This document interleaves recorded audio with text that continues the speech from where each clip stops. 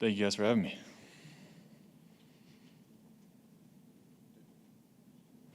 Drew, welcome to Chicago. Dan Weeder from the Chicago Tribune.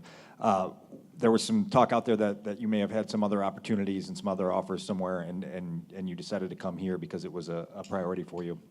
What was the appeal here, and what were some of the other things that you had your eyes on elsewhere? Mm-hmm. Yeah, I think I guess to the second half of that, I'll probably primarily focus on what was attractive about here. But I think the things that are most important to me with football, about the culture that I'm playing in, the people I'm playing next to, kind of the vision for the team as a whole, all those things were top of mind for me as far as finding the next home. And all that stuff was assured to me and made me aware of in the process. So that was awesome and gave me a lot of confidence in the decision and made this place really appealing. And on top of that, the Bears are a historic team. It's an awesome town, and so something that I think everybody wants to be a part of. So it's made the whole thing really, really enticing for me. Specifically with Ben, what intrigues you about joining forces with him and playing in his offense? Yeah, I think some of the strengths of my game, when I watch the little bit of Detroit film that I have watched, I feel like they'll be emphasized. And that's what I want to do most, is just add value to this team. And so if I'm doing the things that I really thrive doing, I think that'll be the best for the team. And so that prospect was really interesting. And then there's more areas in my game where I can grow and do different things. And I think that'll be interesting to explore as well.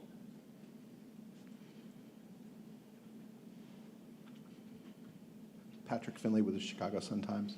As you were weighing where to go, did you do homework on what players were on which teams, and what do you make of Caleb Williams from afar?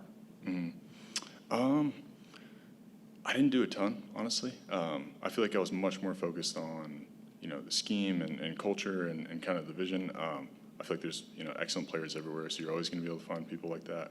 But now that the process has kind of come to a conclusion, yeah, it's exciting to work with a player like that. And I'm really excited to learn from him, as well as do everything I can to help him and take things off his plate, so that he can do the things that he does best. And then there's dozens of other players on this team as I look through the roster that I'm excited to learn from and that have had a ton of success. So I feel like there's opportunities all around me to learn from them and kind of set goals for myself and chase after them. Hey, Drew. Adam Hoke from CHGO. You had a chance to play the Vikings this past year, and now you're going to play them twice in this division. They're one of the more exotic fronts. It seemed to be one of your better games. So just what do you remember about that game in particular, and just overall your level of comfort of kind of diagnosing things at the line of scrimmage and sort of playing that role within the offense? Mm-hmm. Yeah, they definitely present some unique challenges and things that put pressure on an offense. And so I think when I think about that week, it was a lot of front-end preparation and film study and developing tells and things that kind of gave us a hint about what was going to happen post-snap and finding them pre-snap. And when you're playing a defense like that, that's super key with getting everybody on the same page as a center. So yeah, definitely look forward to doing more of that and developing an understanding. But yeah, I think that'll be a consistent theme, is just doing everything I possibly can to prepare and stack the deck in our favor so that post-snap we can play fast and aggressive and be all on the same page beforehand.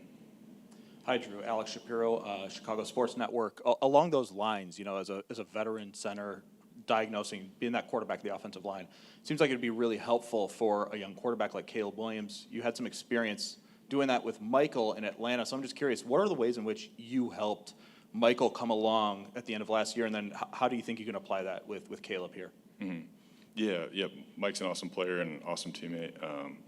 So yeah, that was a pleasure, and I think the biggest things are your focus can only be on so many things at once, and there are things that his focus needs to be on and that can't be on anybody else's plate, and there are things that can be handled by other people, so things like the snap count or like elements of protection or the run game or that kind of deal.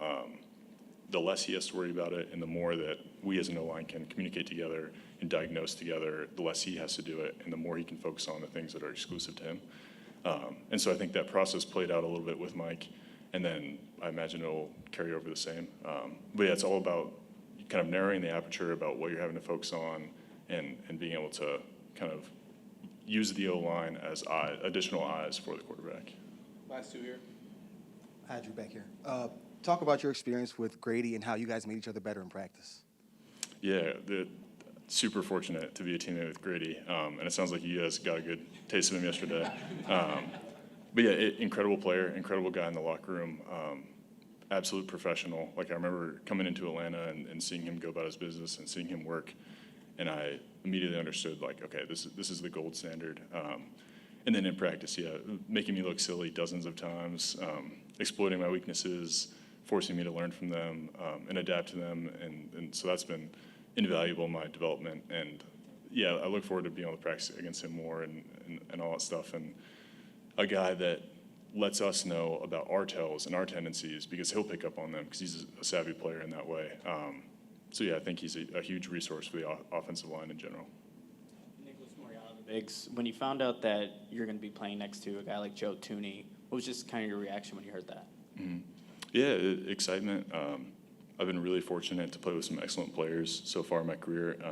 Played next to Chris Lindstrom and Matthew Bergeron and Jake Matthews and all those guys. And I feel like I just have so much to learn, and I never feel like I'm a finished product with offensive line play. And so a guy like that that's had so much success, particularly Super Bowls and all that, I'm like really looking forward to picking his brain and being kind of annoying to him and picking up some of his habits. So Thanks, guys. thank you, guys.